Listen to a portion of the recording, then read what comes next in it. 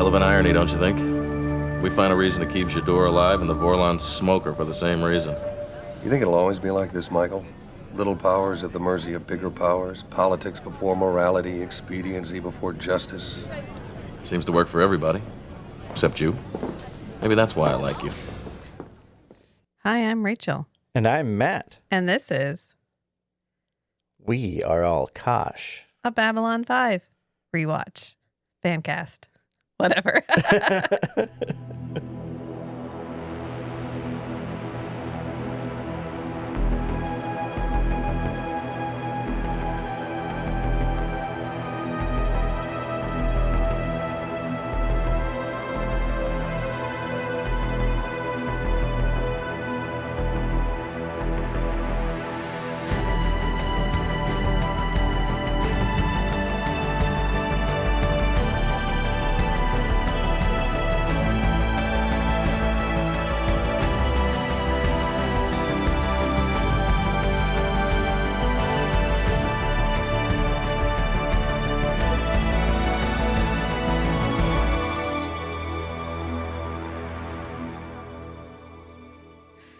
You know what we really needed? Along. You know what we really needed this week? What my soul needed this week? The it's okay to do experiments on people that you view as less than human episode.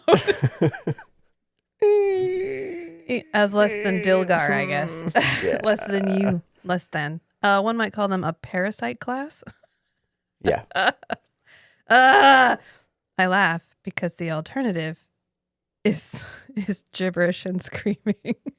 So, yeah, we were looking up the possible inspirations for the Deathwalker Jador character, such as Yosef Mengele and other doctors of the Nazi regime who used concentration camps to develop some of the shit that we use today. Because when you can just wholesale do experiments on people without worrying about the effects, hey guys, you make a lot of progress really fast. But at what cost? Right. Which is the question that this... And historically, a lot of research, a lot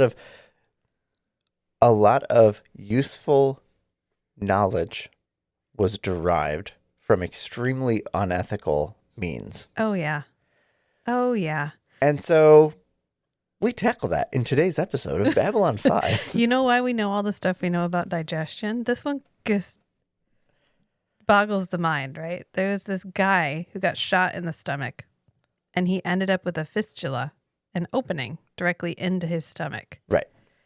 And this doctor hired him, and he would stick shit in his stomach.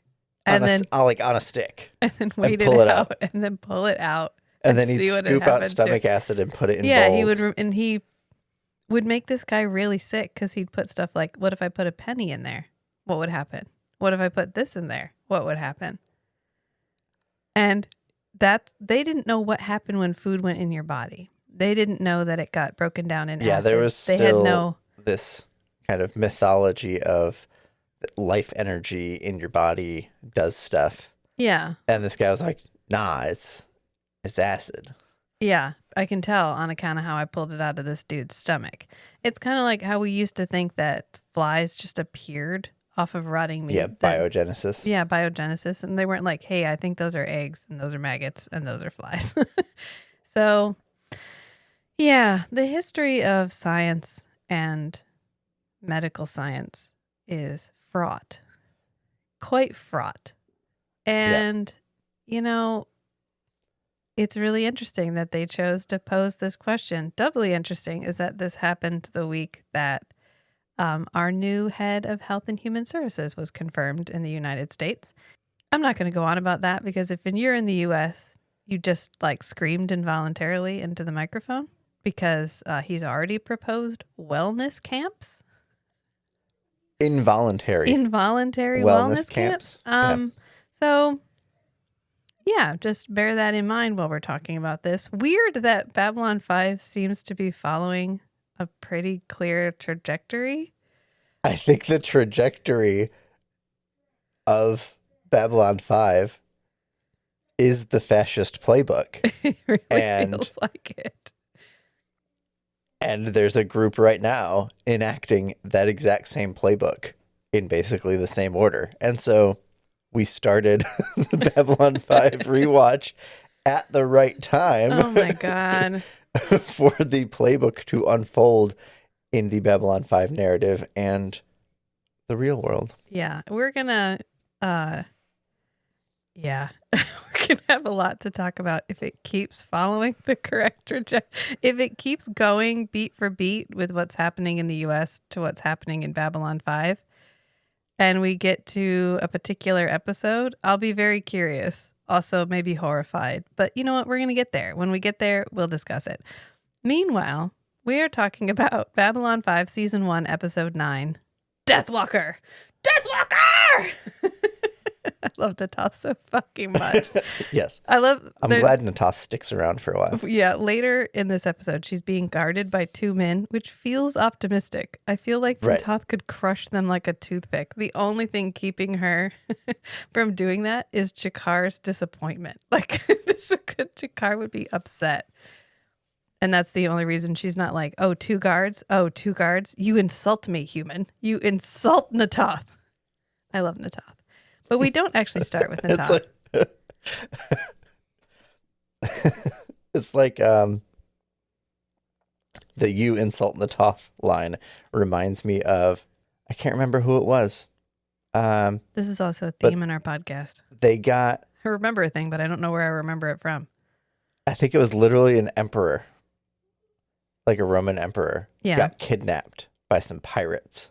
Okay, that's, yeah. All right. And they said, oh, we're ransoming you, and here's the amount. And he said, so little, you need to like double that shit. You insult me. But then, and they'll pay it, but then I'm going to come back here and kill you all. And so his ransom got paid, and then he came back and killed them all. And I feel like that's something Natoth would do. The Romans defined petty. I feel like we know what we know what Hold on, Roman. let me fact check who got kidnapped that way. Okay. Okay, it was Julius Caesar. Oh, okay. Yeah. Well, he is the petty bitch queen. So I feel like that's that fits. Oh, but at the time, he was a 25-year-old nobleman. Interesting. I don't think he was emperor yet. Listen, But he was like, that's not enough for ransom. I'm more important than that. I'm pretty sure he's the one who also was in the middle of a session and got mad at some of the other senators, and he broke a chair and beat a guy to death with the chair leg. Oof. So anyway, maybe he was channeling Natoth. It kind of feels like it. Maybe there's a human inspiration for the Narn. All good characters are made up of real people. Yeah. Yeah, and not necessarily like a carbon copy, but like, I don't know, we're all characters. What's that word that everyone is the main character in their own life?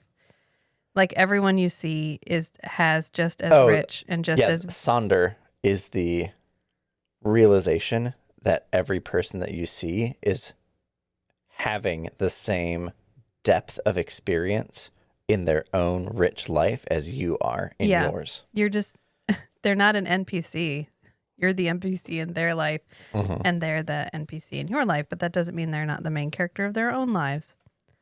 So we start this episode with Kosh. We haven't seen Kosh in a while. We also haven't seen Talia in a while, so wouldn't you know it, we get both of them.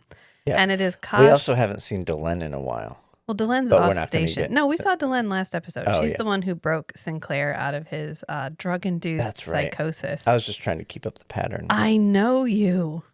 That one. We Mm-hmm. do get a Londo moment in this episode. Like, we haven't had a good Londo moment in a hot minute. And I Yeah. think they were worried the audience would forget who he was. So they were like, what if we give him 2 lines in this episode? And they're like, okay, that's fine. And they're Just a good lines. taste. They're good lines. But Kosh is hiring Talia. He's like, I wish to engage your services. I need to find a sound, like a soundboard effect so I can do Kosh. But he's like, I wish to engage your services. And she's like, for what? And he goes, for business. And she's like, what business? And he goes, important. And Talia's like, yeah, so I would love to help you, but there are certain details I have to know before taking any commission. Plus, I need to get permission. And he's like, Permission, waivers, yeah, he's scheduling. like, no. I have to imagine that the rumor spread among the cucumbers, like the rumor spread among the telepaths that Lita had scanned a Vorlon and gotten immediately reassigned. So it has to be like the boogeyman. Like the boogeyman is like, can you work for me as a telepath? And you're like, oh no. I don't.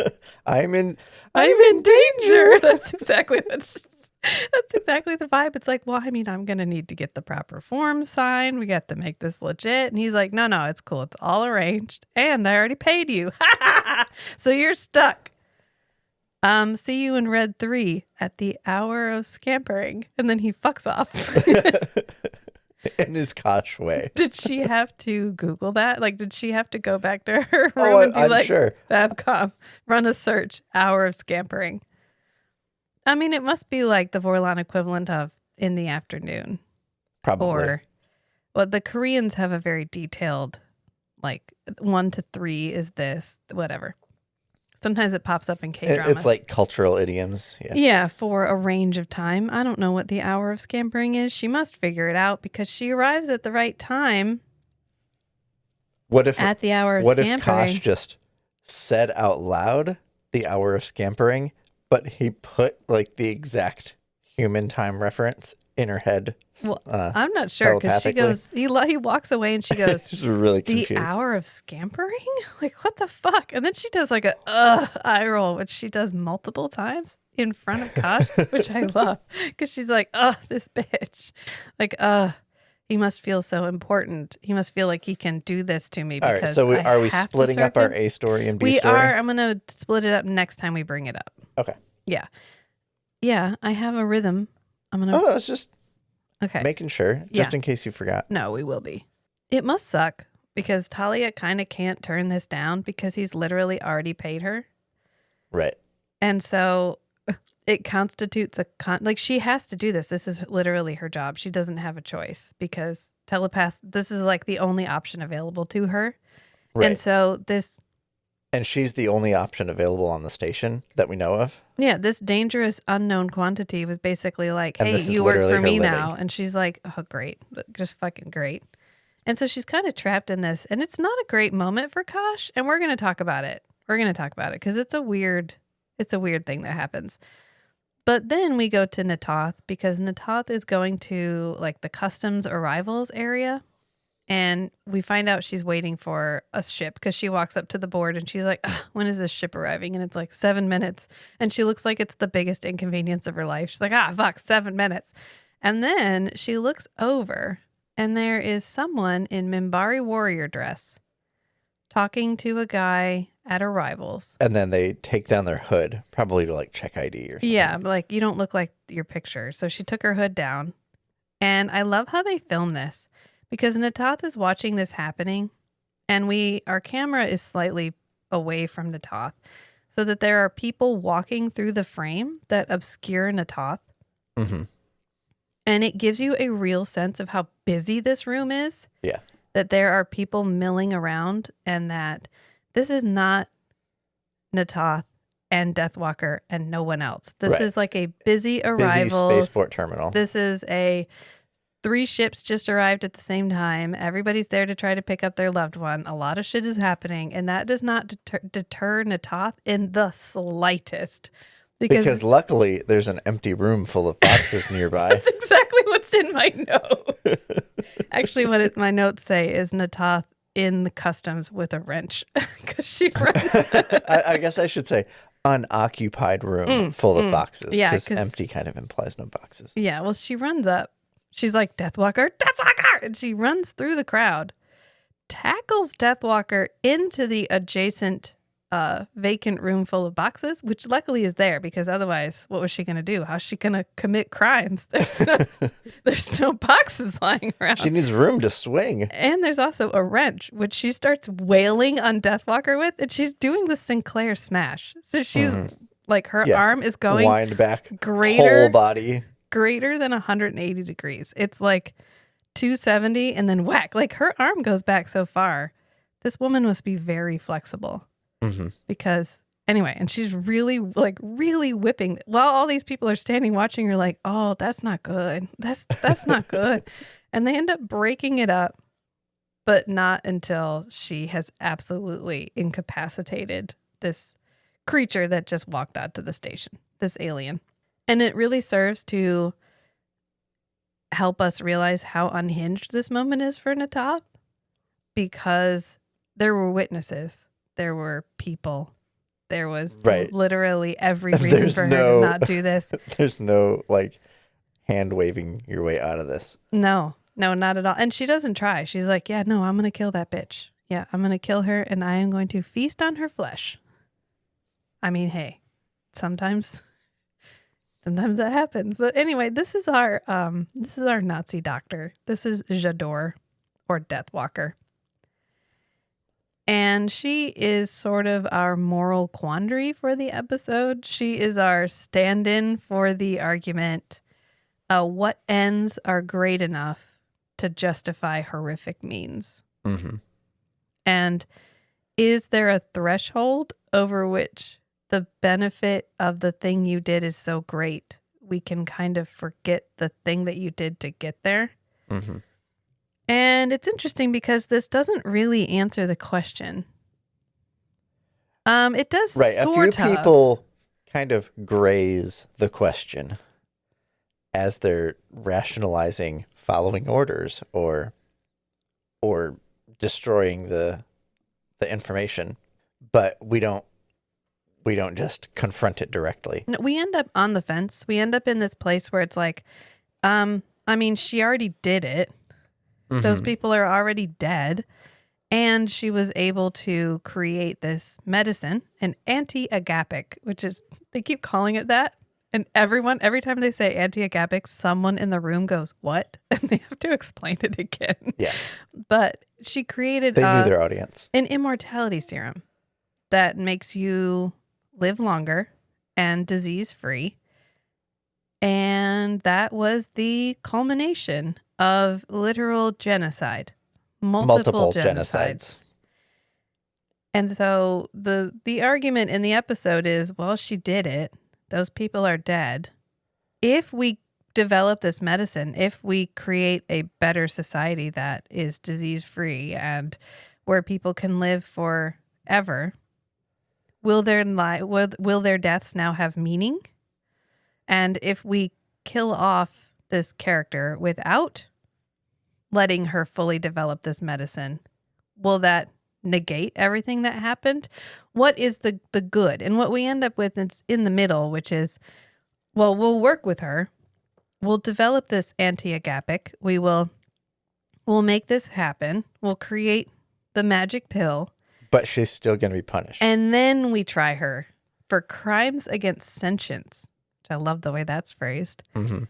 And then we will do, I don't know, shoot her into a star or something. But I think the moral quandary as posed in this episode is it's conflating her punishment with whether or not the discovery gets developed. Right, because she will be remembered as the developer of this. Right, it's one thing. Or the other. It's both together either way. Yeah. Either we punish her and destroy the discovery, or it doesn't get finished, polished solution. Yeah. Or she gets to finish developing it and escapes punishment forever. And so their kind of solution twist is to say, no, we'll develop it, but then we'll still do the full trial. Right. Which assumes that she will still be motivated to do it. Knowing that she's going to stand trial. Coming. Yeah, because effectively she created a way for herself to continue indefinitely. If she can perfect it, then she gets to live forever. But perfecting it as kills we read her. in another in some other media, no one fears death like the immortal. Yeah. Yeah, she's literally staring down eternity. She could keep this to herself and stay immortal, or she can help them develop it and they'll kill her for it. Right. We don't get that far because something happens, but ultimately we're going to find out why she's doing this, and we'll cover that when we get there.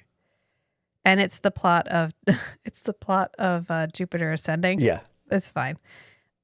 Another good thing about this moral quandary that we're presented is also it forces the viewer to ask, who does Sinclair actually work for? If this is a diplomatic station, if his purpose is diplomacy, but orders from Earth can override diplomatic action, who does Sinclair actually work for? How do they determine on the council who gets one vote? Because the Narns only have, they have a large military presence, but they don't have a ton of worlds. They're just the Narns. They have one vote. Mm-hmm. The Centauri have multiple worlds. So it would sort of, okay. It's kind of like giving the former republic of whatever a vote as like a, hey, we realize you were a big, and I think because they were early allies. Yeah. They get a vote.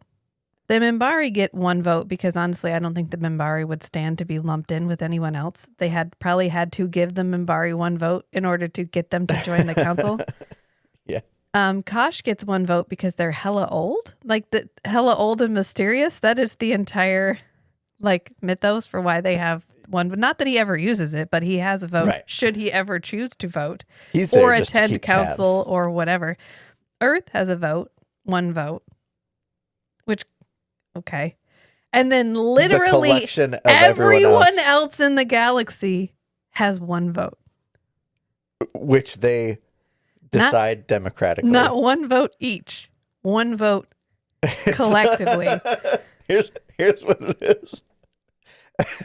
It's like the Electoral College, and you have Wyoming, Montana, North Dakota, South Dakota, and California. Yeah. Yeah. And all those votes then are the weighted space the same. station. All those votes are weighted the same.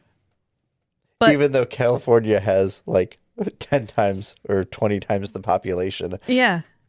of the others. Yeah. Yeah. It's really interesting. Honestly, they should have a number of votes based on their population.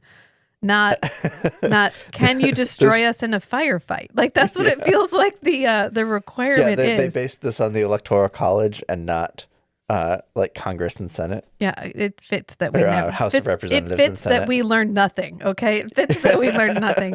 I just Or the other thing it reminds me is the UN Security Council. Yeah, where you have the U.S., Russia, China, and one other, and they all get veto power. Yeah, against literally everyone else. Yeah, and I'm sure that's what it's modeled after. Mm-hmm.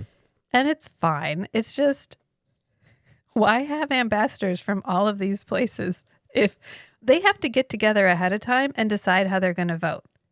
Yeah. And they get one vote. So if 49 of them don't want it, and 51 do, then they vote yes, which means 50%, almost 50% of those people didn't want it. But they still have to be lumped in with everyone else. They can't even split this up. Mm-hmm. So anyway, just food for thought, because this is definitely a situation where Sinclair is pulled in two different directions. And I think anytime, just side note, as always, the only thing I add. Side notes and tangents. I feel like the only time we ever get the full assembly with voting and everything is when it's going to be a tie or politically forced bad outcome.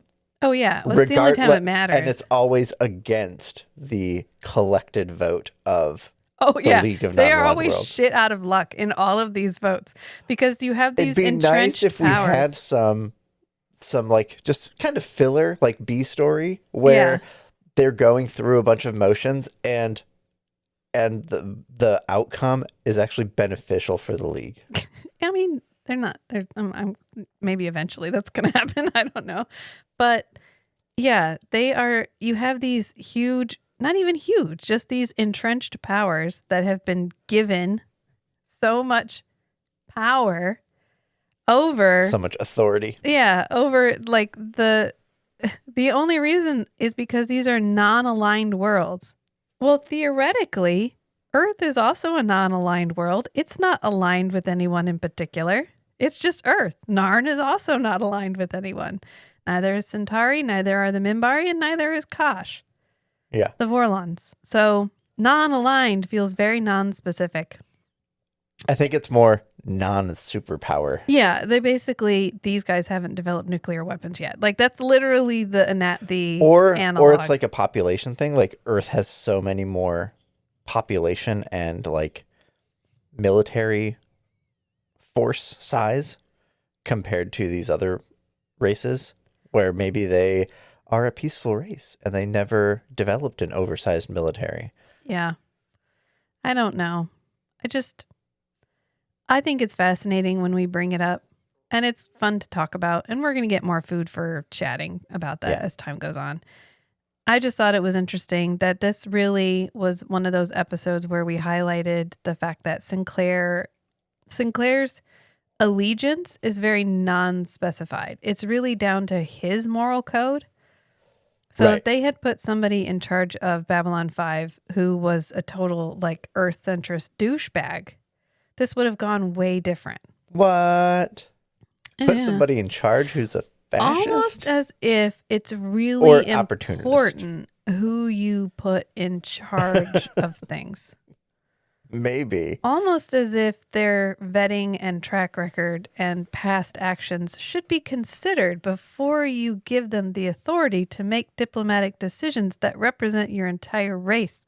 And not hinge the entire functioning of the system on the people in power following the societal norms and conventions Yes. of the organization. He does not have a very well spelled out role out here because this is the wild, wild west. He is forging his way through this. He has so much leeway. It is wild how much leeway he has. Yeah. Because he, as far as we can tell, because he's not doing it on camera, he doesn't have to check in for a lot of decisions. Mm-hmm.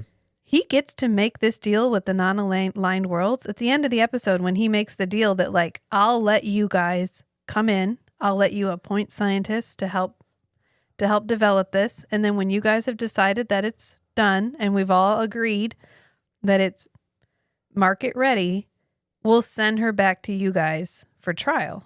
Yeah. And they're like, He great. basically is literally a military appointee that has ambassadorial authority. Yeah.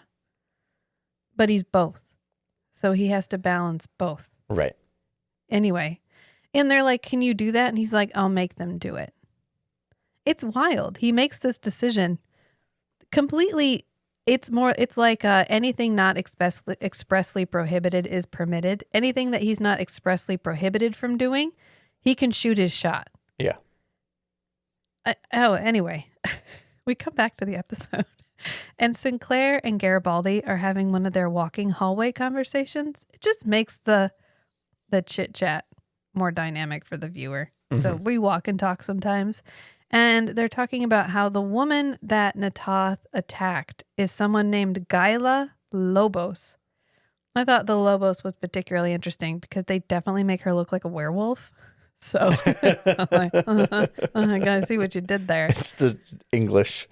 Yeah, and this is English actually translation. Sarah Douglas from the Superman movies, the bad lady from Superman 2. I think her name is Ursa or Elsa.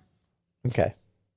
Remember the Superman 2 when the 3 other super people show up because they were trapped in the Phantom Zone? Oh, okay. And they accidentally blow up the thing because they're like, Yeah. like traveling in the little window pane Yeah. forever. And they come and try to kill Superman. Mm-hmm. It's the plot of the Superman movie with Henry Cavill. Yeah. Yeah. Yeah. But the one with Christopher Reeves. Yeah. Yeah. She's in that. That's Okay. her. I love how I knew we talked around that.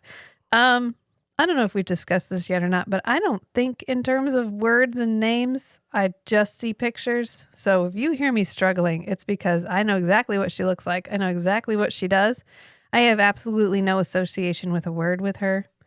I was trying to get the kids to peel some carrots. I couldn't find the word for a peeler, so I was just making the motion peel and making the sound peeler. Like, thank God Matt can translate, so he came and got the peeler. But I was like, the and I was doing anyway. I also tell coffee people how much coffee creamer or flavoring I want in my coffee by the approximate length of the sound. I would like a amount of caramel. Anyway, I'm fun to be around. So Garibaldi is like, yeah, she came from this sector of space. And Sinclair's like, wait, that's Minbari space. And he's like, yeah, it really is, isn't it? And Sinclair's like, but she's not Minbari. And they're like, nope. In fact, Natoth called her Deathwalker. And Sinclair's like, the fuck you say? She called her Hitler. And Sinclair's like, who? I thought Hitler was dead. But they definitely recognize the name.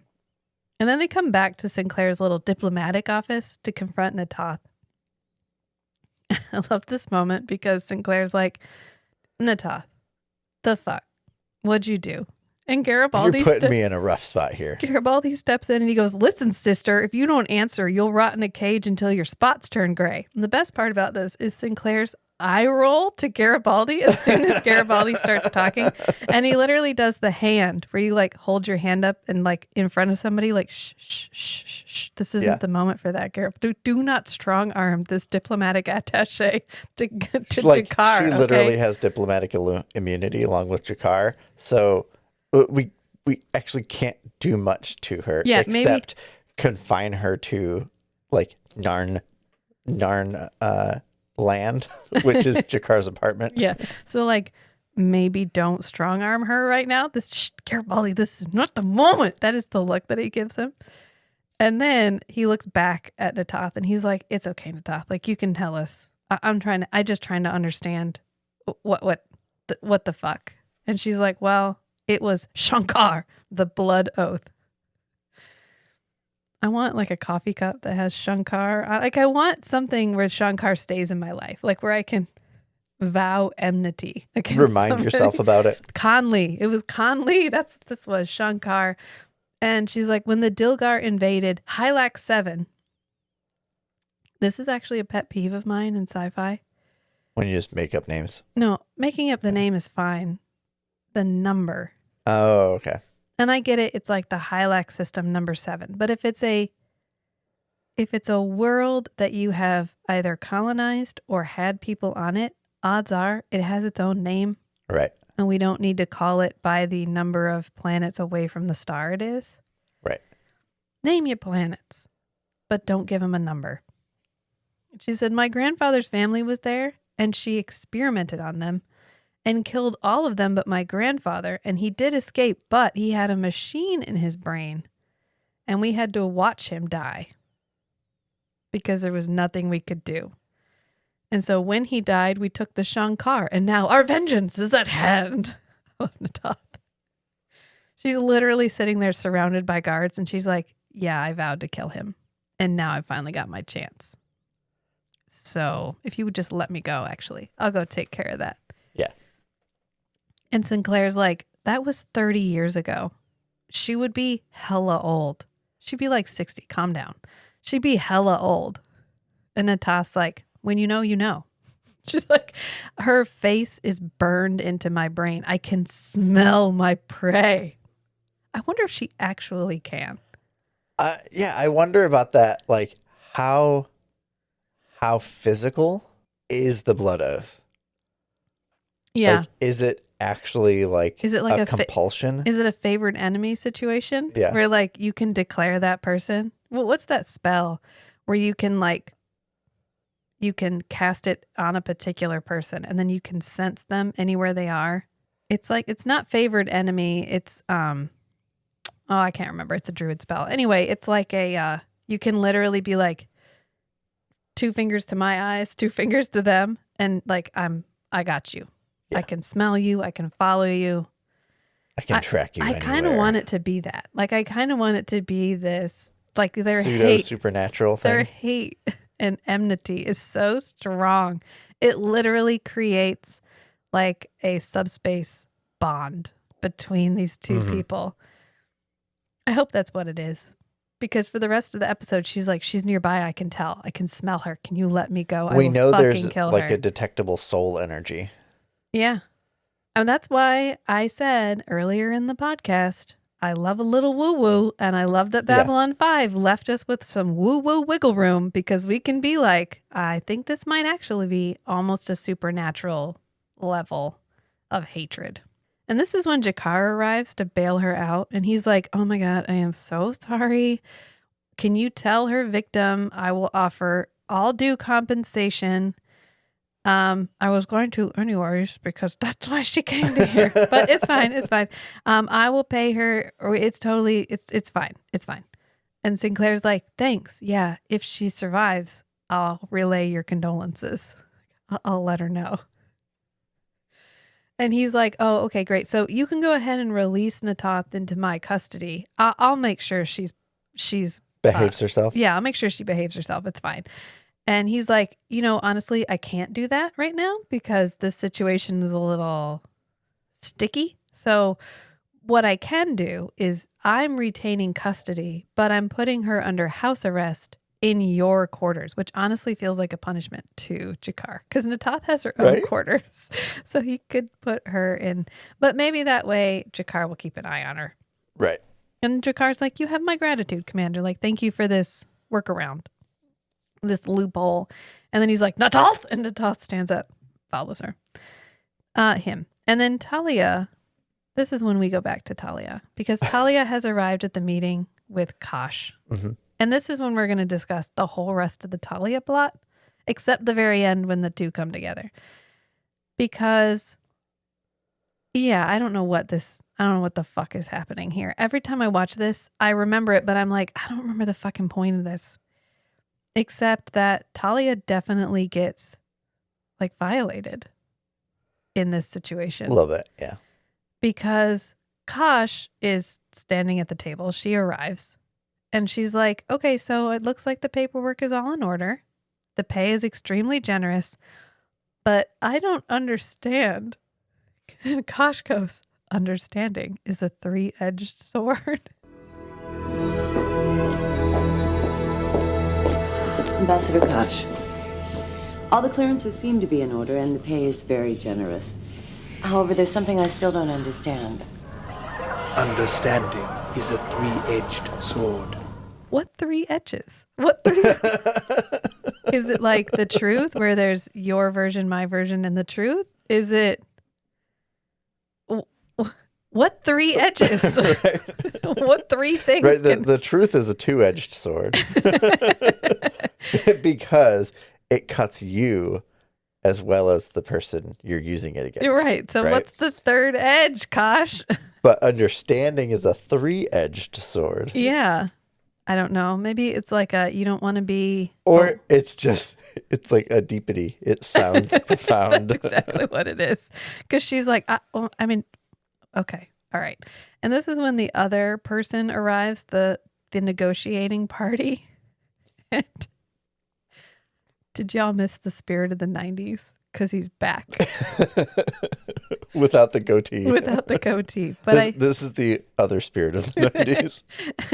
For this ritual, they put out a can of Pabst. And this is what you get. The other guy was Coors Light. This guy is Pabst. This is the Always Sunny in Philadelphia version. He's even a VCR. Like, yeah. A vicar. A vicar. Yeah. This is not aged. This is not aged well. Oh, he's like they call him a vicar. It's old earth tech, which technically is, yeah. yes. But there are other recording technologies. Now. There weren't then. But he walks in and he's like, Kosh, you brought a date. And Talia does her introduction, which I think she's legally required to do, where she's like, I'm Talia Winters, licensed commercial telepath, level P5. I'll be here overseeing the negotiations on behalf of Kosh. I'm not working for you. I'm working for Kosh. And he goes, I'm a 23 myself. Good number. Good number. Nice round number. Kosh is like, go ahead and scan him. Let's get this party started. And he's like, oh, good. I love a good mind scan. Clears the old processors. So she tries scanning him and he makes like a stupid face. And she's like, no thoughts. Completely empty. Nothing. No thoughts. And Kosh is like, great, we can begin. And then Abbott goes, Crab? Nebula. And it turns out... he's a vicar named Abbott. Yeah. Ugh. A-B-B-U-T. It's fine. So their entire conversation is random phrases. Deepities, one might say, which Kosh must just have a spreadsheet. He can just pull from at any moment. While Talia stands there and scans Abbott. And what it turns out they're doing is retrieving this memory from her of this time she scanned a serial killer. Right. And it was the most terrifying experience of her life. So they force her to relive the most terrifying experience of her life so that they can record it, so that they can keep it on file. Yeah. Which is violate. That's the definition. I feel like of re-victimization. The nonsense back and forth is just to get her bored and to like get her guard down. Yeah. Oh yeah. So then they can provoke her. Oh yeah. That's telepathically. Absolutely what's happening. Yeah. And I don't know how I feel about this. And at the end, we're going to talk to Sinclair and Garibaldi about it because Talia comes to tell them, like, y'all, Kosh did some hinky shit. And they're like, meh, Vorlons. I mean, technically speaking, she had a contract, which I don't know if she signed anything or if they literally just paid her and that constituted a contract. Right. Because this is a 2-day long thing. And the second day when she comes in, she's like, I don't want to do this anymore. And he's like, too fucking bad because we have a contract. He's like, your willingness is not required here. You have to be here because you signed a contract. Just pretty. This is a weird moment. We do get a couple good quotes from Kosh. One is, she's like, I still don't understand what's happening here. Can you tell me what you're talking about? You've just been talking in nonsense this entire time. And he's like, oh, you want to know what this business is all about? And she's like, yeah, I would really like to know. And he goes, okay, listen to the music, not the song. Ambassador Kosh. There is a question. Yes. I've been scanning Mr. Abbott all day, and his mind is still just as empty as when we started. And these phrases you keep speaking in, they don't make any sense.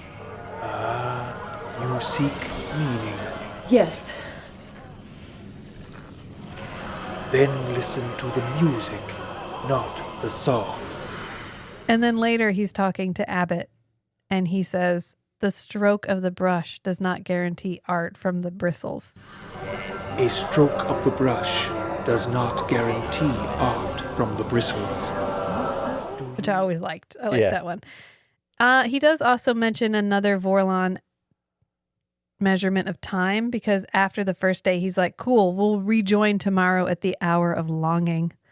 So they have longing and scampering. There's at least two.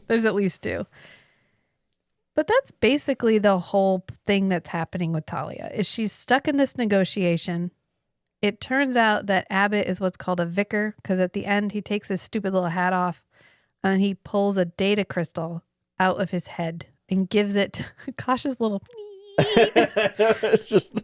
I assume this is modeled after the grappling hook that they used in that episode with the Soul Hunter because it looks like approximately the same size. It comes out and I wonder if this was the miniature that they actually used. It feels like we used to have this pickle grabber that you could get pickles from the bottom of the jar and you'd stick it in there and then you'd push your thumb and it would like spread out and grab a pickle. Oh, I have one in my toolbox for getting small parts that fall inside of like an engine. That's what this feels like. Yeah. It was a good moment for us to see that you never actually see Kosh going through any doorways because the suit was wider than all the doorways. Every time he gets close to a doorway, we cut away for even just like a second and then right back, and he's on the other side of the doorway. Yeah. More importantly, this is what Kosh is doing instead of participating in any of the negotiations / moral failings / whatever is happening with Jador and the council. Right, he's here in a purely observational capacity. Yeah, he's literally fucking around while they're doing stuff. And then he pops in at the last minute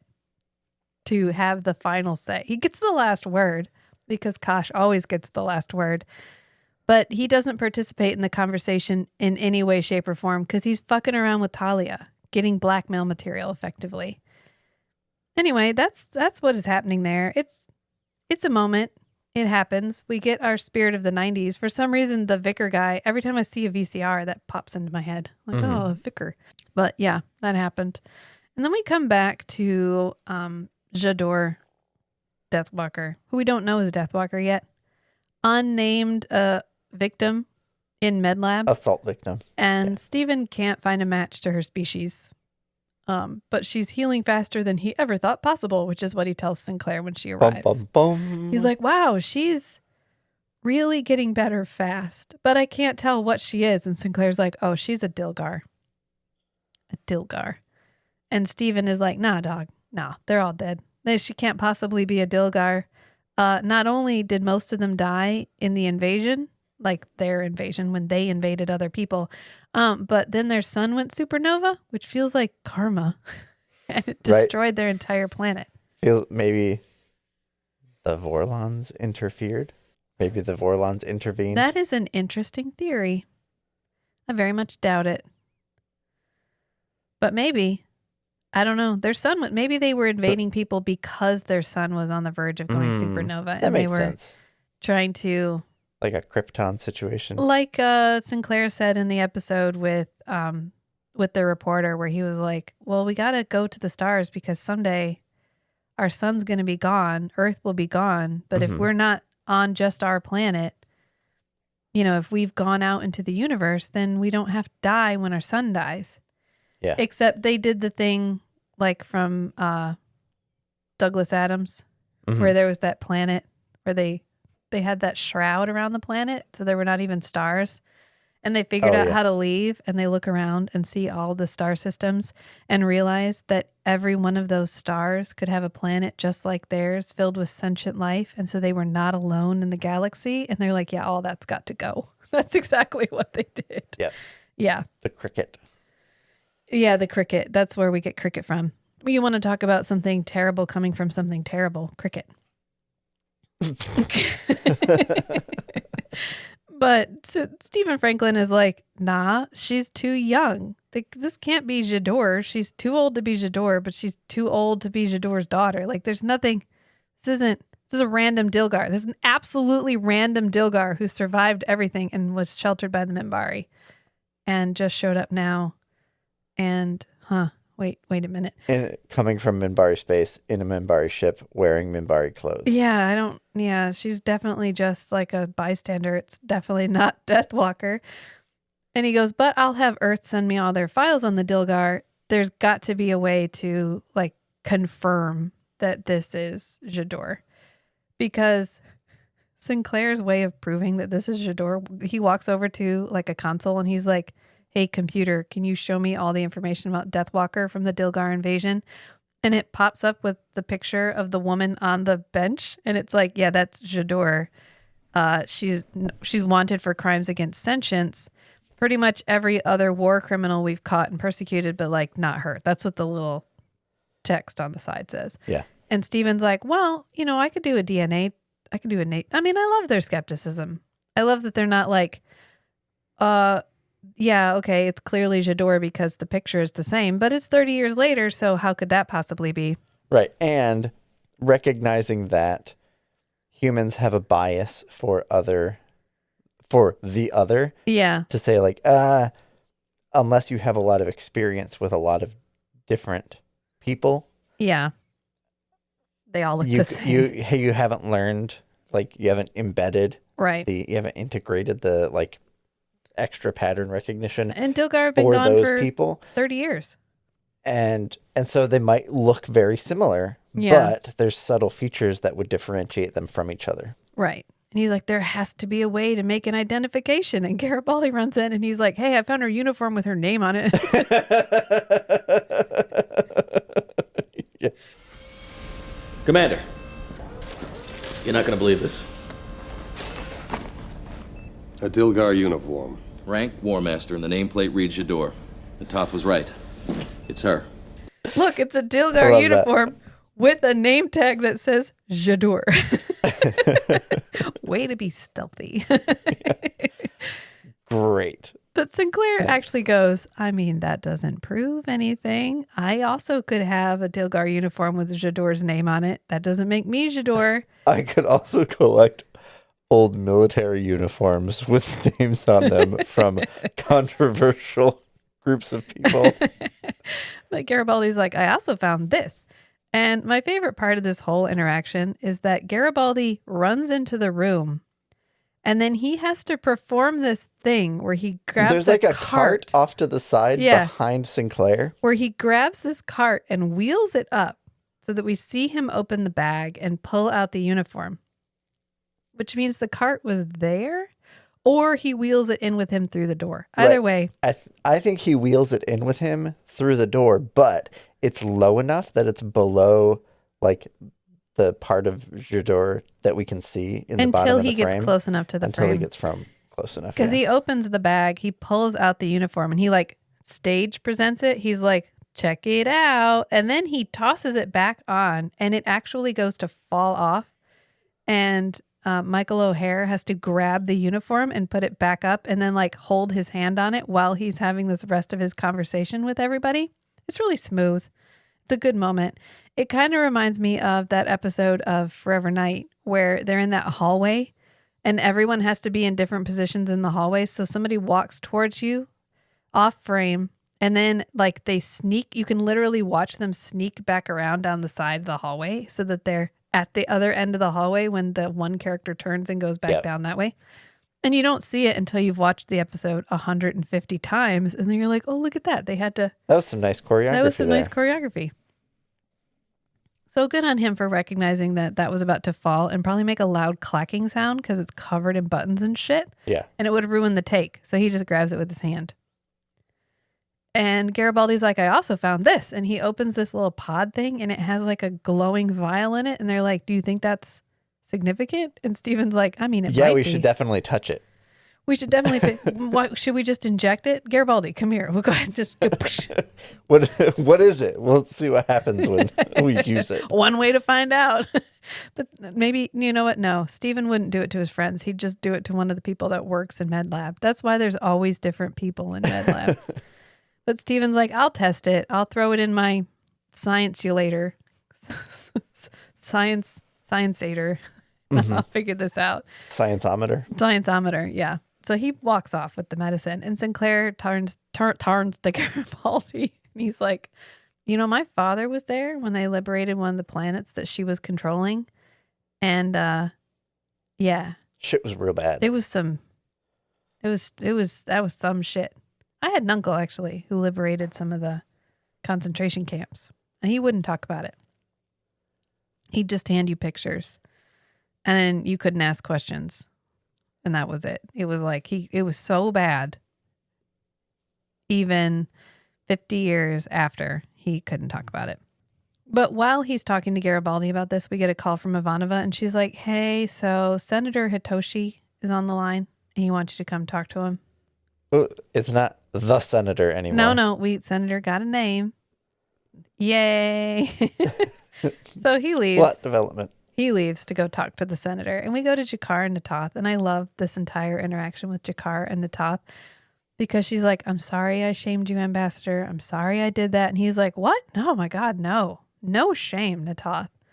I mean, I get it. Shankar is powerful. I've got loads of them myself. I want to know, are they against him?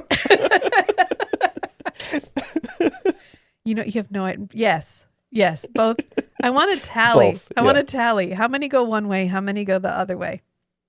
I mean, he literally did something so heinous that somebody lived their entire life to be rich so that when they died, they could hire an assassin to kill him. because they would rather their inheritance go to destroying Jakar than to their own family. Yeah. Because Jakar did something that was so reprehensible. So there's a story there. Yeah. About Multiple stories. How many Shanka? He's like, I got like just a shit ton. Like I'm imagining, I know there are some Babylon 5 novels. yeah.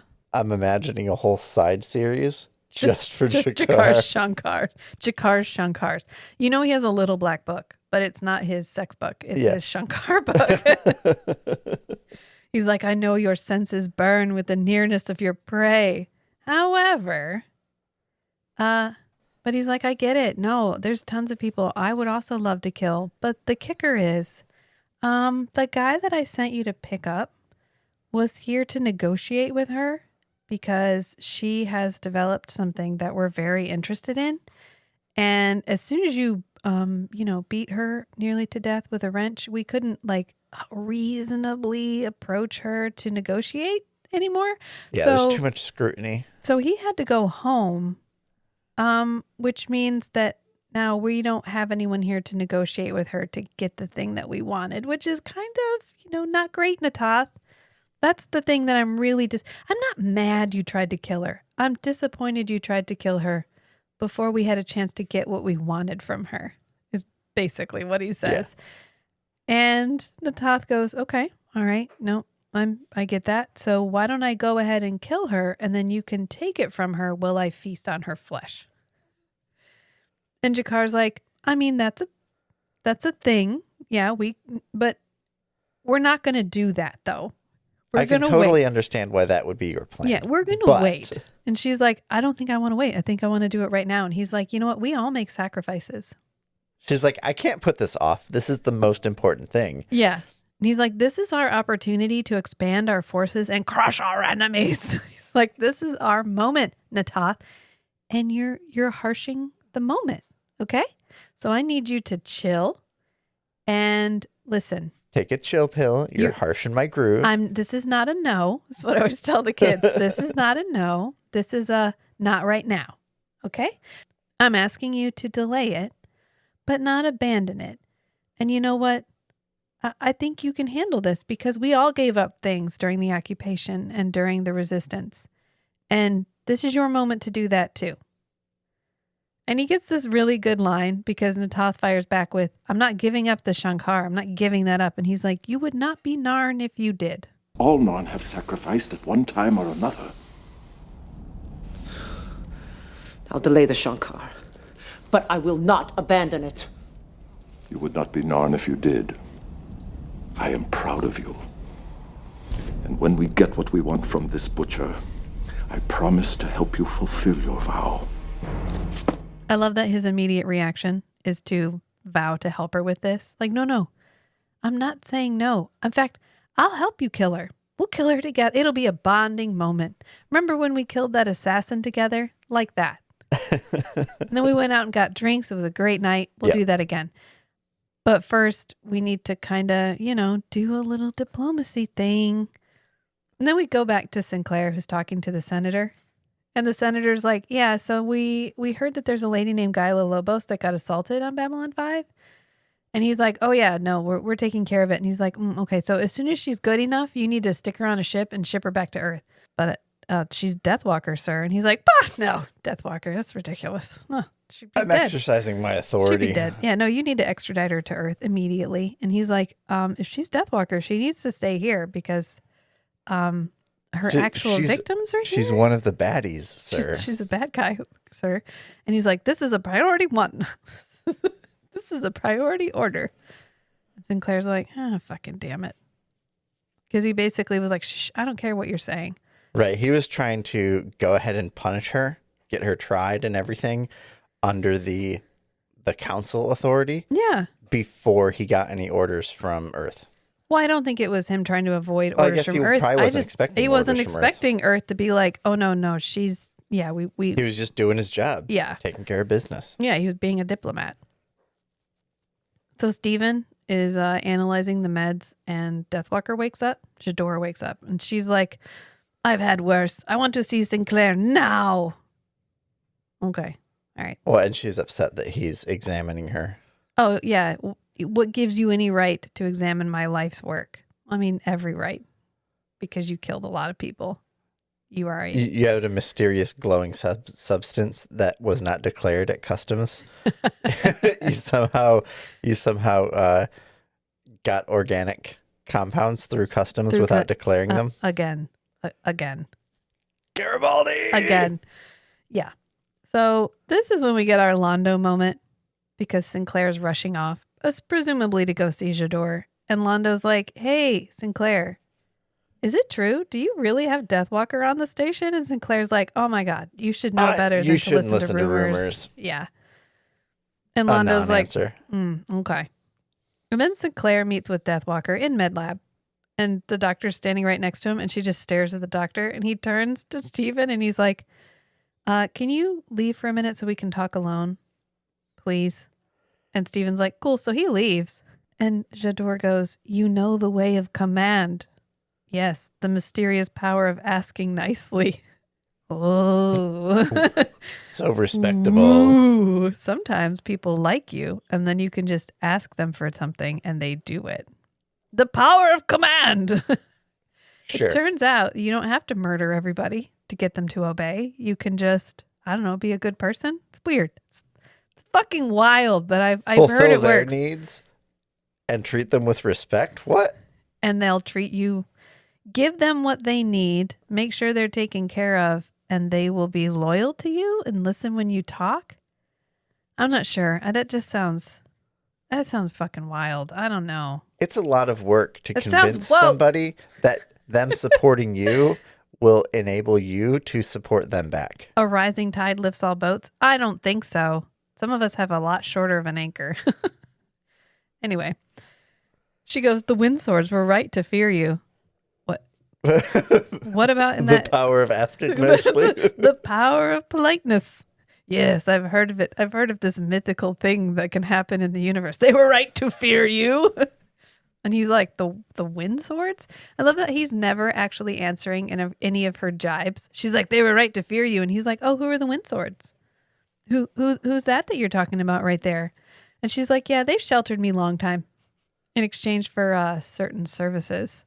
This is our first. Maybe the Minbari are not.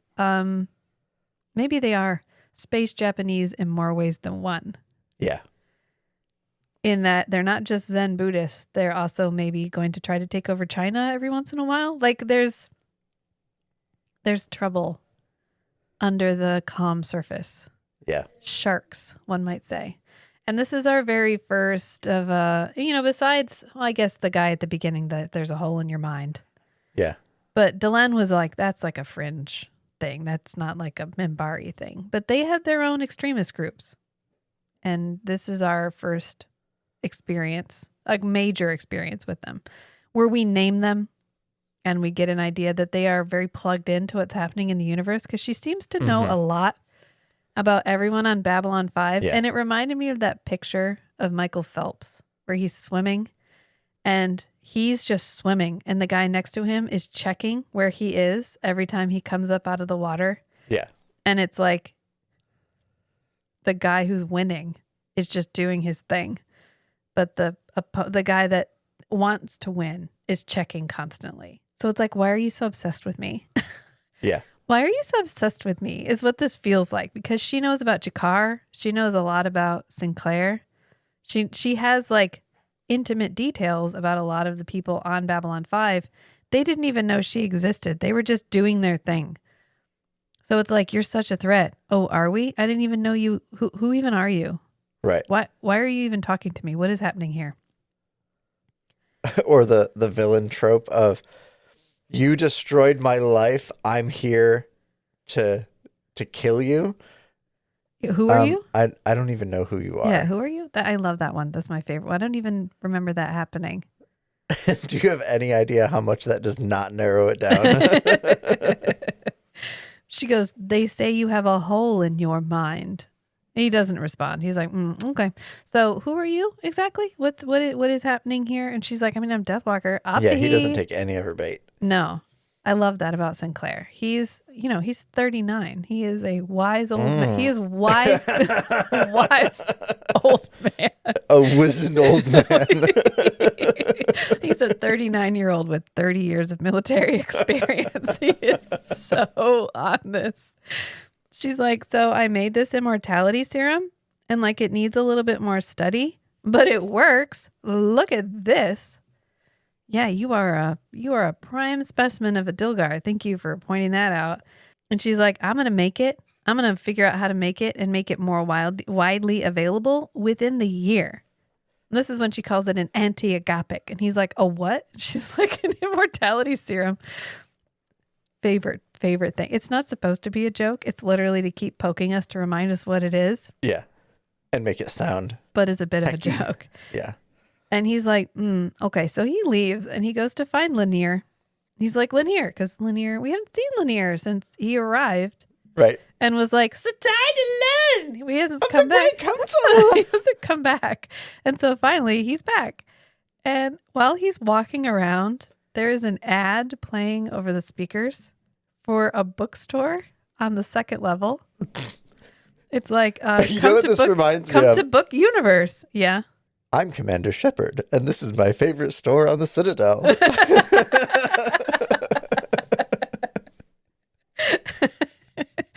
Which, in Mass Effect, as Commander Shepard, you can pick a store and like officially vouch for them, or like become their spokesperson. Yeah, and you get a discount at that store, and so it can be like different kinds of equipment or whatever that you use in the game.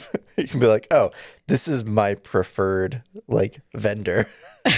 I want a discount here because I'm going to be buying lots of things here. I'm going to be buying cybernetic upgrades, or I'm going to be buying weapon stuff. Yeah. Yeah. It's a good way to deepen the world. Yeah, to add that little bit of ambiance. It makes it feel like, well, yeah, of course there would be advertisements playing over the and you're a war hero, so it makes sense. Yeah. Yeah. But there's a signing happening. They're like, come now. This person is signing. But it cuts off right before we find out what author is doing the signing. It makes it feel a lot more social. Yeah. So he shows up and he's like, hey, Lanier, can we have a private conversation in the middle of the Zocalo? And Lanier's like, yeah, totally. What do you need?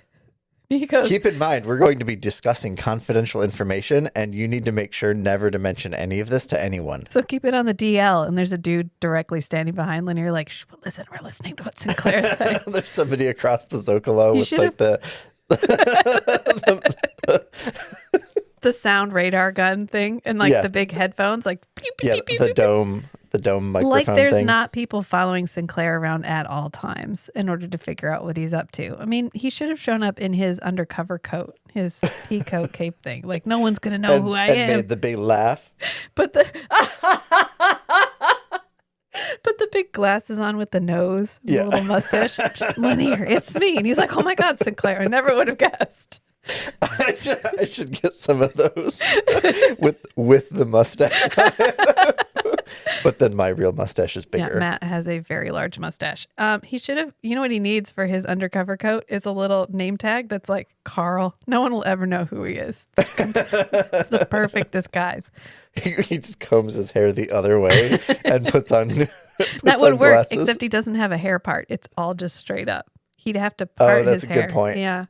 Yeah, parting his hair anywhere. Would do it. But he's like, Lanier, did you hear about what happened in Arrivals?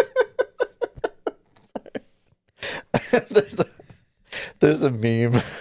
Oh, no. There's a picture. It's two pictures of this woman, and she has her hair parted in different places. Yeah. And then it's like a Facebook comment. It's like, how did she change where on her head her hair grows from? and then the bottom half is the other meme of, we're not going to be okay, are we? Humans. No. Anyway, he's like, did you hear about what happened in customs? And Lanier's like, yeah, it's fucking wild. The Narnar. And he has a very dramatic pause and he goes, a passionate people. I mean, they'll beat you to death with a wrench. That's pretty wild. Yeah. very diplomatically said. Yeah, Linear. well, Linear is very diplomatic. Yeah. And like the sweetest Minbari character I think we're ever going to meet because he's not here for a long time, but he's here for a good time. And he's like, hey, so Linear, do you know who Deathwalker is? And Linear's like, oh, yes, I love history. Let me give you an info dump on my special interest. The most autistic of all Minbari moments. He's like, yes, she was a brilliant scientist who developed many like breakthroughs in medical whatever, but she was also a sadistic killer who wiped out entire planets and shit. And Sinclair's like, yeah, okay, great. So you do know her. So can you tell me about why the Windswords would have sheltered her? Oh, no, that would never happen, sir. And he's like, well, they are our most militant of military castes, but I really doubt that they harbored a mass murderer. That just doesn't seem very Minbari. Weird. And he's like, cool. So can you talk to your government about this? Get some more information and maybe like come up with something like an action plan? Because I know Delenn is off the station, whatever.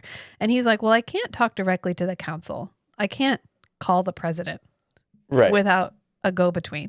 But I can talk to Delenn and she can talk to the council and I'll relay the information. I'll have my people talk to their people. Yeah, we'll get this done. And then we come to Jakar negotiating with Deathwalker for the anti-agapic. And the whole point here is he's like, I'll give you whatever Earth Alliance is going to pay you, triple. We'll pay you triple. Thrice it. That's what I'm going to do for you. And she's like, you know what? Well, maybe. I would accept that if you also brought me the head of the animal that attacked me within the hour. Jakar just promised Natath that he would help her kill, that he's on her side. Yeah. He told Natath he was on her side. And to Jakar's credit, he's like, well, fuck that shit. And he leaves. He just storms off. Yeah. And my favorite part of this whole conversation is when she's like, you know, it's too bad that the humans stepped in and stopped us, or we could have helped you wipe out the entire Centauri race. And later, Jakar is going to accuse the Centauri of using the Dilgar to wipe out people they found problematic. Mm-hmm. But she was also working for the Narn, so she's just chaotic evil. Like, That's just what she is. And then we come back to a meeting in Sinclair's little meeting room of Dr. Franklin, Sinclair, Garibaldi, and Ivanova, because he needed to call in everyone in authority on Babylon 5. The whole team. 4 of them. And debate what to do. And he's like, listen, she came up with this anti-agapic, and this is Garibaldi's chance to go, anti-agapic. And Ivanova goes, oh, an immortality serum. Thank you, Ivanova.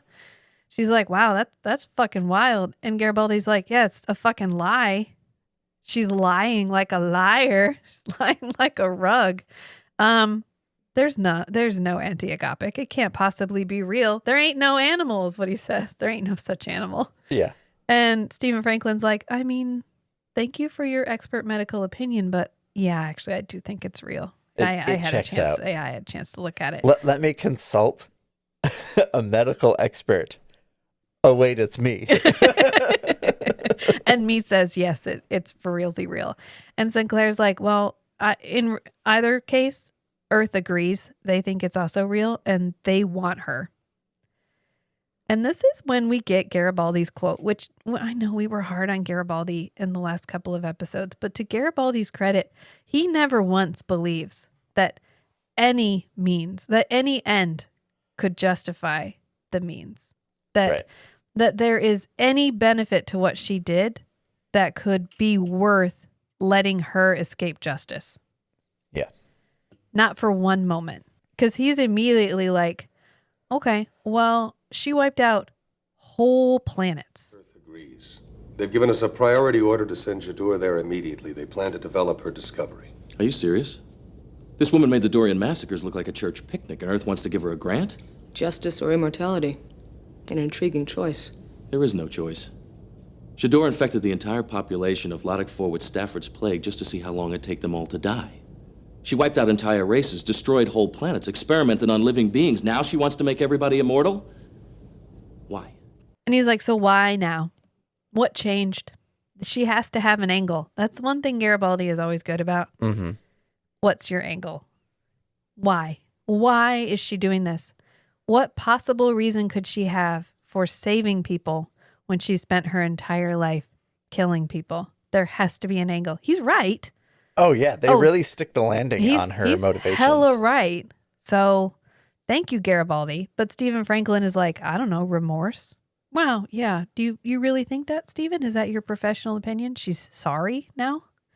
Maybe she felt bad. I don't know. Maybe she felt bad. And Ivanova's like, no. She's like, no.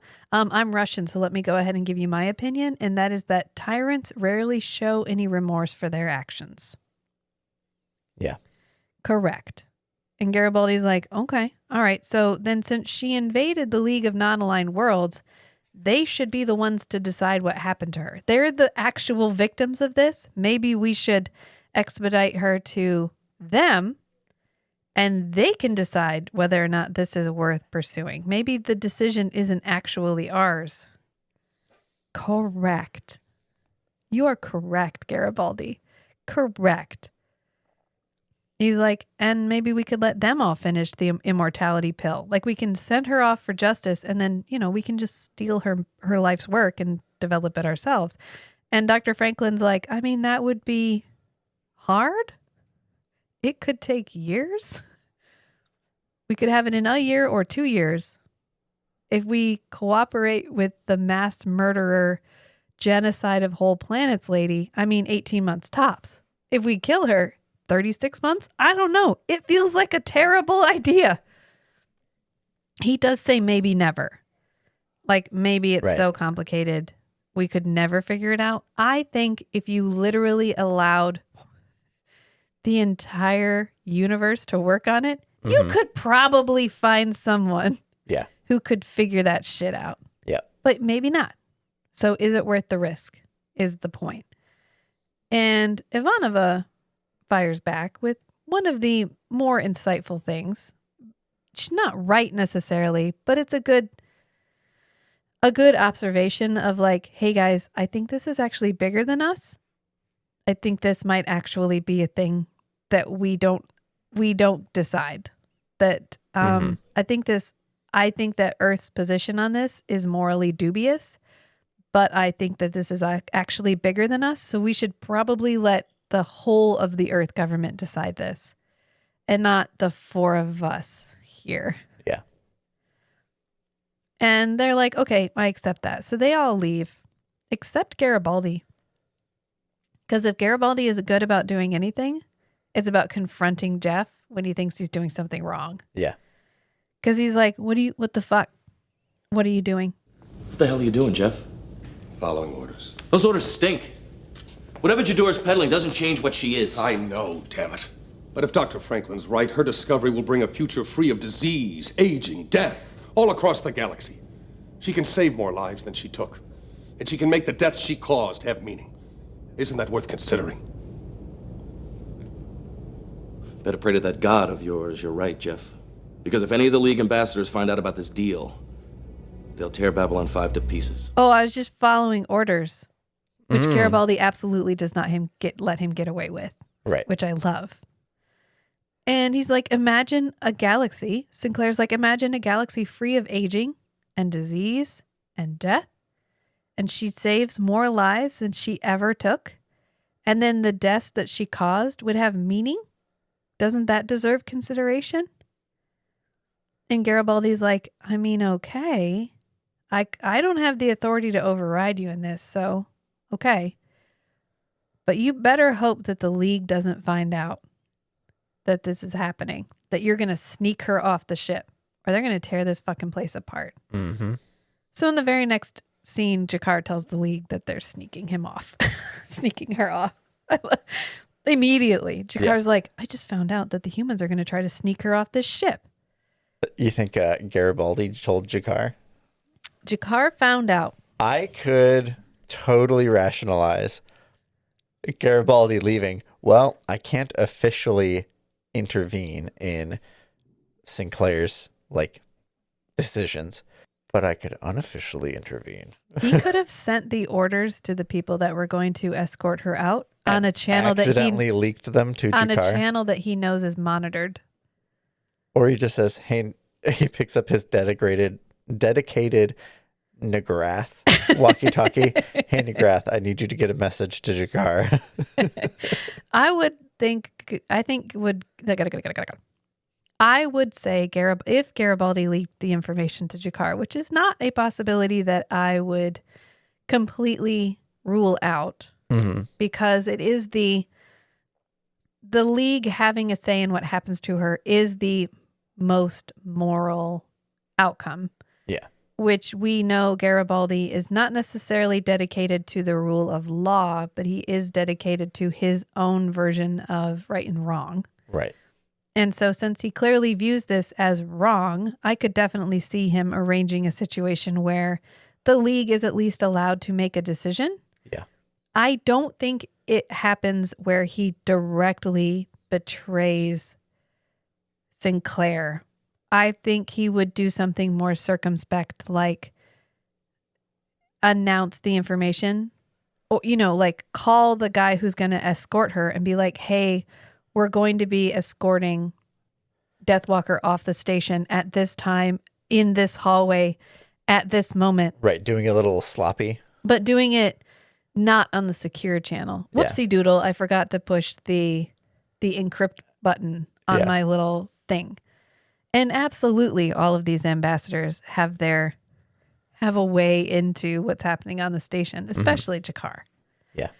Because he immediately knows. He's like, our agent just informed me. He could even know which one of the people in his inner circle report to which ambassador. Ah. So he could have specifically requested the ones he knows will leak the information to Jakar. Yeah. I could see him knowing that too. And Jakar's like, all right, you want to play dirty? We'll play fucking dirty. Because Nata's like, well, I'll just go kill her right now. I'll just let me out of this room and I will go, I'll handle this situation. And he's like, no, I got a better idea. And so he calls the League and leaks the information to them. So when Sinclair goes to see her off, first he has this brief conversation where he's like, why give it to Earth? He listened to Garibaldi when Garibaldi was like, but why though? Because he's like, but why though? And she's like, well, you guys turned the tide against my race, so you earned it. My honor demands that I give it to you. Respect. Okay. I'm pretty sure honor has nothing to do with what's happening here. And he goes, I wouldn't really say that we defeated you so much as it was self-defense. We had to stop you from committing more crimes against sentience. And she's like, well, the wind swords did say you were sentimental. A fatal flaw in a warrior. Oh, okay. I just read a whole book series about how the importance of love and how you fight harder for things that you love than you would for an ideal, which I thought was a really interesting. Yeah. Unless you love the ideal. Well, but then you're still fighting for love. Yeah. So the idea being, I'm just being pedantic. the idea being that if you know what you're fighting for and you believe in the thing you're fighting for, you're going to fight a lot harder. Yeah. Than just the abstract principle. Yeah. Or even just personal gain. Mm-hmm. Yeah. Know your why, I guess. And he's like, yeah, okay. Yeah, sentimental, weakness, got it, whatever, don't fucking care. So why help? Like, you didn't tell me why, though. And she goes, my race is gone. They're all dead. And we are going to be cursed in history because of what we did. But now we will be remembered for all time for what we're about to give you. And it will be a monument to my people. And what delicious irony that we will be remembered for eternity for giving you this anti-agapic and not for the atrocities we committed. Like, I like the poetry of that. Mm-hmm.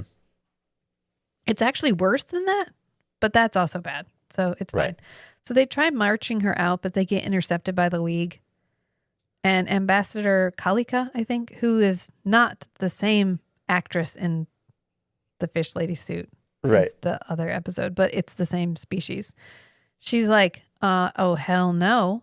where are you taking Deathwalker? And he's like, I'm under orders. And they're like, fuck your orders. Kind of looks like we're standing between you and the ship. So if you want to get to the ship, you're going to have to kill us all. And he's like, you make a compelling argument. We will have a council to decide whether or not we will try her in 3 hours. I wonder if Sinclair leaked the information to Jakar. I definitely could have. Because he seems like, oh no, but I have orders. And they're like, okay, but we really want a council meeting. And he's like, you got it. 3 hours from now. Happy to have one. He's already. I was following no. your orders as well as I could, but then, sorry, when it comes to like this, I got to do it by the book. Yeah, I'm so sorry. Oopsie. What do you want me to do? Kill all the ambassadors? That seemed, I couldn't do that. Oopsies. Oopsie doodle. I seem to have told the. Oops. However it happened, it works out to, I think, what Sinclair wanted anyway. Yeah. Because he already has a feeling of how everyone's going to vote, which kind of lends credence to the idea that the leaking of the information was intentional. Yeah. But we come to a very busy council chamber, far busier than usual. And Londo walks in and he's like, oh, so I shouldn't listen to rumors, huh? That Deathwalker's not on the station, Londo. And he's like, well, we were trying to keep it quiet. And he looks around and goes, yeah, great job. How's that going for you? How's that going for you? And we get a moment where everybody gets a chance to vote. And the League gets a chance to make like a victim statement where they're like, she's literally the fucking worst. And she committed horrific atrocities. I mean, there are whole races that would be here to vote if they could be, but they were wiped out, so they can't be. And we really think you need to release her to us so that we can try her. And we can finally see justice done. And the Centauri are like, well, actually, we were not affected by anything that happened. So we're going to have to go with a no. And we know they don't want a trial because the Centauri and the Narn both colluded with her. Right. So they can't stand to have a trial because that's all going to come out. Right. So they're like, yeah, no, we don't want, no. And then the Narn are like, I mean, yeah, we love justice, but only if we can have the trial on our world. And they're all like, no, you can't have the trial on Narn because Narn was never attacked. Narn was never attacked. You're not the victim here. And Jakar's like, well, then no. I won't do it. I don't want it. My ink. And then, of course, Sinclair's like, yeah, hell yeah, I want her to have a trial. Yes, bam. And Kosh is not present. Kosh was like, I don't fucking care. He's not there. And Sinclair is banking on the Minbari voting yes because they are like the justice race. And that would make it deadlocked so the League would have the deciding vote. Mm-hmm. But Lanier votes no. He says, well, we weren't involved in the conflict. Instructions. So no. Which means even if everyone in the League of Non-Aligned Worlds wants a trial, it doesn't matter. They only have one vote. They lost. Right. Which I would also be pissed because the ambassador stands up and she's like, we're leaving this assembly and you're really fucking lucky if we ever come back again because this kind of feels like a joke. We're going to make our own council. Yeah. Honestly, if it had blackjack and sex workers, Londo would move to that council. So they could definitely get Centauri over there. That was the end of that. It was a Futurama reference. They don't say sex workers, though.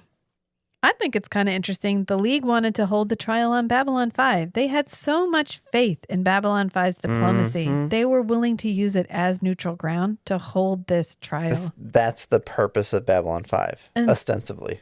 Yeah, and the whole question is, do we have a voice here or not? Do we really matter in the grand scheme of things if you've literally lumped us all into one single vote? I would argue no. Yeah. That doesn't really feel correct. Yeah. I don't know how you would structure this. The only thing I can rationalize as how the League benefits is they at least have a venue for making proposals or raising concerns. They have a voice to in be addressed. something. They have a voice in something. Right. They can at least present an argument to the council. Yeah. And they have an official path to do that, but they don't get a say in the outcome. Yeah, this isn't the way this is always going to work. We do refresh this eventually, and we'll get there. We'll get there. But it's just an interesting... Sometimes you take what you can get, but what you get isn't great. And that's what this feels like. But they all get up and storm out. And Londo leaves and Jakar leaves. And it's just Sinclair and Lanier. And there's this long, awkward silence. And then Sinclair goes, "The wind swords sheltered her, didn't they? They really did, didn't they?" And Lanier goes, I mean, yeah. But we didn't know until the war. And then they came to the council during the war with these terrible weapons that we'd never seen before. And yeah, that's when we learned that she was with them. And like any secret held too long, yeah, we are now too ashamed to admit. Yeah, he goes by revealing it would be shameful. And like many secrets long kept, we can't bear the shame of admitting it now. Lanier, I like that line. Out. Yeah, it's a really we've kept this secret too long. Mm-hmm. And if we'd come out right away and rooted her out, we could have dealt with it then. But because we didn't deal with it then, what does that say about us? And so we would rather lie than lose face, which is the problem with the honor culture. Yep. Because it traps you into a narrow definition of honor. Is it more honorable to admit fault and rectify your mistake, or to remain completely free of scrutiny and any kind of shade or shame? Mm-hmm. Which is more honorable? Yeah. It's a good question. I know which one I like, but in this one we learned which one the Minbari like, which is we'd rather you just not ask. Just don't ask. Right. Because we'll lie if the answer would impugn our honor in any way. And I think Sinclair is disappointed because he thought they would be a shoo-in to vote yes. Because right. Yeah, he was pretty confident going in. He's like, they have no reason to vote no, and they're an honorable people. And then they were basically like, I mean, honor is what you make it, I guess. And he was like, heard and understood. But this is when the League sends ships to threaten Babylon 5. If they don't release Shador, they're like, I mean, we'll fucking blow you up. And we get to activate the defense grid, which we haven't done in forever. Yeah. My favorite part is he's like, Ivanova's like, what do I do? And he's like, I don't know, distract them. And he just leaves her to her own devices. Well, trusting her to make it work. And she does. She gets them debating about who has the best claim on Jador. And I want that scene. I want Ivanova being like, well, I don't know. Should the Drazi be the one that get her? Or should the other guys be the one that get her? You guys need to figure that out. Who am I releasing them to? Yeah, and we do get more of that later in the show. We get more of Ivanova being resourceful and clever. Yeah, being a full character that gets to be in episodes where she's not just there to bark out orders and be severe. Yeah. So then Sinclair is talking to Ambassador Kalika because he's like, keep them distracted. I'm going to play a wild card. That wild card, ladies and gentlemen, is the truth. I'm going to play the truth. It's a wild strategy, Cotton. Let's see how it plays out for you. Because he literally sits him down and he's like, okay, listen, she can make us immortal. And they're like, hold on, I'm sorry, what? We don't get that scene, which is fine. This is a moment where they don't spoon feed us his revelation. Mm-hmm. But he literally sits them down and he's like, well, you know why we're all fighting over her? Let me lay it out. And it works because they call the ships off. So the ships leave. So it does work out. It works out. It turns out, if you're honest, so the power of command. The wind swords didn't say you had the power Honesty of command. And politeness. And respect. And politeness. Treating people like people works? I don't know. I'm not sold. But it works for Sinclair, so that's pretty good, I guess. That's kind of the command. That's why he is to be feared, because they don't understand his methods. They're like, How does he do these things? I can't figure it out. How can he instantly relate to literally anyone? And he just walks in and he's like, "Hi, I'm Sinclair, and I respect you as an individual." And they're like, "Oh my God, say less." And that's literally all he does. Your feelings are valid. And I acknowledge them. It's the same energy as incels not knowing why some dudes can just have relationships with women. And it turns out that if you are nice and you treat women like people and not... It's wild, I know, but then you People end up... over property. What?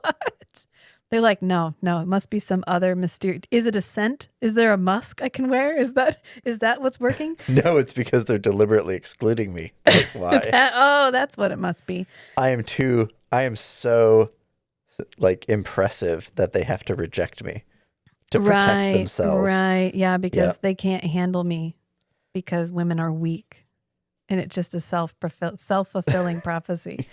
Yeah, it's fine. It's a theme that we're going to explore at length in Babylon 5, which is like, maybe if you're just a good person, sometimes that's enough.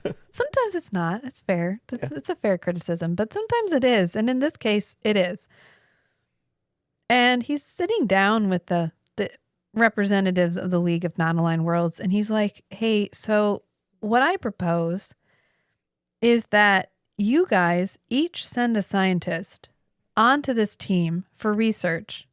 Kind of like we could have one of each of you at least in our security force." That's fine. And then you can really get a chance to see what's going on. And once you guys approve of that would be serum, such a good buddy cop spinoff. Like Star Trek Below Decks. Babylon 5. Behind the badge. They're behind the badge. My favorite part is that the security officer's badge looks like a target. Yeah. Did you guys shoot here to kill? Right. Right. Yeah. I mean, they're thinking about rebooting Babylon 5, so I mean, that could be a good option. Mm-hmm. The buddy cop situation. He's like, once we get this thing ready, like once we get this off the ground, then we can release her to your custody and you guys can try her and kill her or whatever. I don't care. Shoot her in the sun. No one gives a shit. What do you guys think about that? And they're like, I think that is both fair and wise. You are wise beyond your years. You are such a wizened old man. I am 39. And then we get Deathwalker again, and she's putting on her Dilgar uniform for the first time. Like, oh hell yeah. It's out. I don't need to hide. I get to finally say the quiet part out loud. I get to say the quiet part out loud. I get to do my Roman salute. I get to do awkward gestures in public and not be ashamed of it. Mm-hmm. But people can still punch Nazis. So. Yeah, everyone should punch Nazis. I would argue you had the moral compulsion to punch Nazis. Mm-hmm. Anyway, so she's like, hey, Sinclair. Yeah, great work you did there. I don't know how you did all that. That's a mystery to me, but, whatever. And he's like, yeah, okay, so I look forward to your trial. And she's like, you're right. You are so fucking naive. You really think they're going to go through with your little farce that you set up here? And he's like, yeah, I'm going to make them. I'm going to make this happen. And she's like, okay, well, it'll only cost you your command. And I'm pretty sure he's like, I'm 39. I'm like a year from retirement anyway.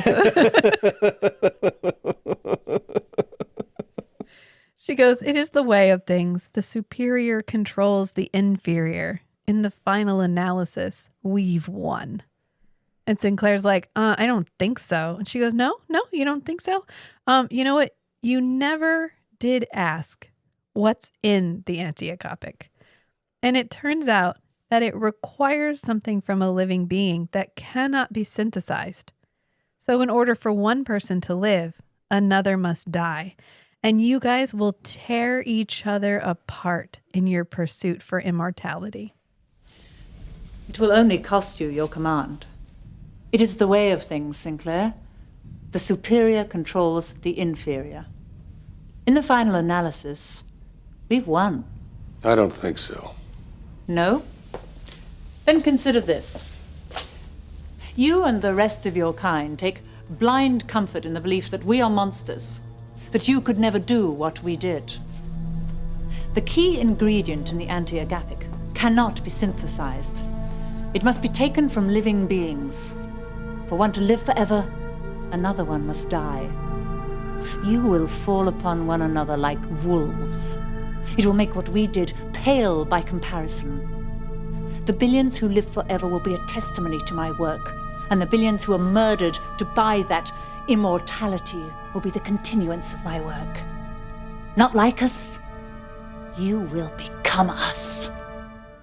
Yeah, I can definitely see that happening. Yeah. Yeah, completely. Oh, yeah. And that's where we get to the plot of Jupiter Ascending. Okay, for a hot minute, I was like, wait a minute, wasn't J. Michael Straczynski involved in that? No, he was not. He was not. As if he would recycle ideas like that.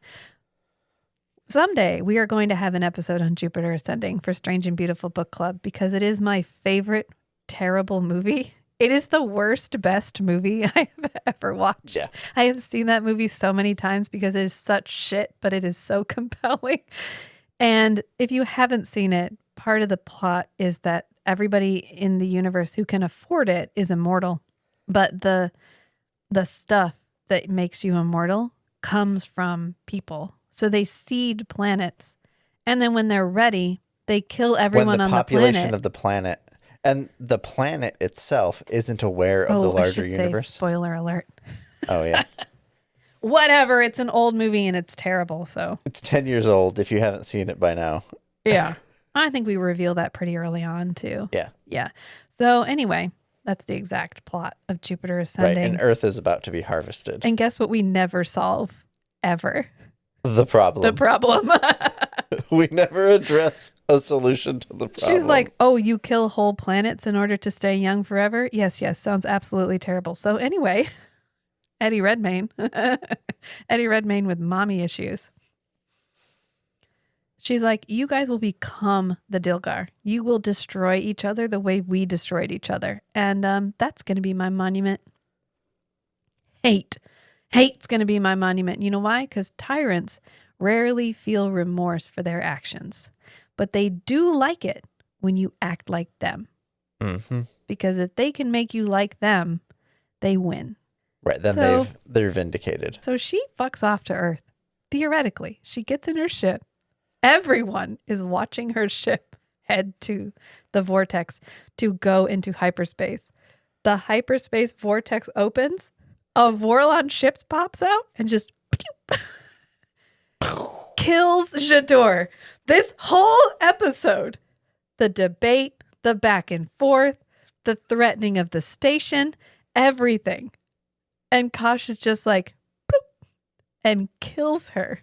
And Londo Kosh walks in, her ship leaves Babylon 5, gets blown up. Kosh says, you are not ready for immortality, and then leaves. No. You know what he does? Okay, first of all, I mean, that's what happens. But let me tell you what happens spiritually in that moment, okay? Because first of all, Londo goes, well, all's well that ends well. He's like, immortality? Who would want to live this life forever? Fuck off, bitch. He does not care. And then Kosh is standing there. They all turn to look at Kosh. He flips the bird with both hands and just backs out of the room. And I feel like this is one of the reasons Kosh is here. It's just keep an eye on things and make sure the younger races don't get up to any actually dangerous shenanigans. Yeah. Well, the Vorlons have a god complex. We haven't really. Oh, yeah. We're going to get, it's too soon, but we're going to have a lot to say about what the Vorlons feel their role is in the universe. Yeah. And they really love the fact that they're one of the oldest races and that they are completely without fear because literally no one can harm them. I mean, unless you can somehow find their hand and get a poison patch on it, which I think our theory of he did that to himself kind of clears a lot of stuff up. Yeah. But other than that, I mean, there's nothing threatening here. It's like children. It's like being They're in a space so station full of children. technologically and physiologically advanced that they're pretty much indestructible. Yeah. So after his dramatic 2 fingers up, like leaving of the room, Garibaldi and Sinclair are getting a much needed drink at the bar in the Zocalo. I want those stools. The stools that have the Babylon 5 logo on the back. Yeah. One of our, Meg, who is a host on another one of our podcasts and a good friend and on the Patreon, and in the Discord. Meg, hi. Anyway, she was sending me, people had put some like makeup props and things on eBay up for sale. And it's like, I guess the Minbari crest isn't just the crest, it's like the whole forehead piece. Yeah. So the bald cap and crest were like all in one. Which means there's other props floating around out there. And just for the record, I would love these stools because they say Babylon 5 on the back of them. And they're having a drink like, oh my God. And Sinclair gets this line that's like, do you think it's always going to be like this? And Garibaldi's like, I mean, yeah, and it works for everybody but you. I guess that's why I like you so much. Garibaldi's a realist. I think we need to keep that in mind. Yeah, he's a pragmatist. He's like, yeah, the world's fucked up. Everything is corrupt. Human beings are terrible people. And you just gotta live your life the best you can figure out how to live you it. have to, at some point, you have to accept imperfect solutions for an imperfect world. Yeah.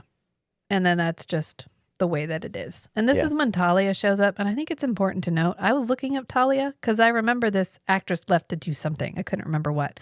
And it turns out not only is she in another TV show for a while, but she also went to be a news anchor. But I don't think that lasted very long. I don't know what she's doing right now. But during this time period, she's married to the guy who plays Garibaldi. Which lends a whole new... Did she get married to him during the season? 1995 or to 97, which lends a whole new lens when he's like flirting with her and she's rebuffing his advancements because they are legit married during this time. Yeah. Yeah. So anyway, she's like, you guys, something really weird happened with Kosh. And they're like, oh my God, you too? He's been uncharacteristically busy. He must have run out of TV to watch on his efficient screen. And she tells them what happened and they explain what Abbott is and they talk about him being a vicar. And she's like, but why though? Like what was he recording? And they're like, I mean... Oh, this was 94.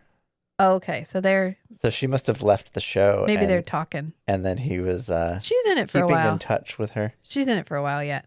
Yeah. Anyway, she's like, but why? Like, what did he need that for? And they're like, well, you know, the Vorlons hate telepaths. So like maybe he needed it for leverage for later. Who knows? I mean, they can't do anything to Kosh. So they can't. Right. There's no reparations that can be made on behalf of Talia here, except to just reassure her that like, there was nothing you could have done to, like, it just happened. Like, I don't know what to tell you. It fucking sucks. And she's like, okay, wow, great, thanks. And so she leaves. And this is when we get the line about how Vorlons are mysterious. Mm-hmm. And Garibaldi's like, no, God is mysterious. But he's a con man next to the Vorlons. Master Kosh has been a busy boy today. They say God works in mysterious ways. Maybe so. But he's a con man compared to the Vorlon.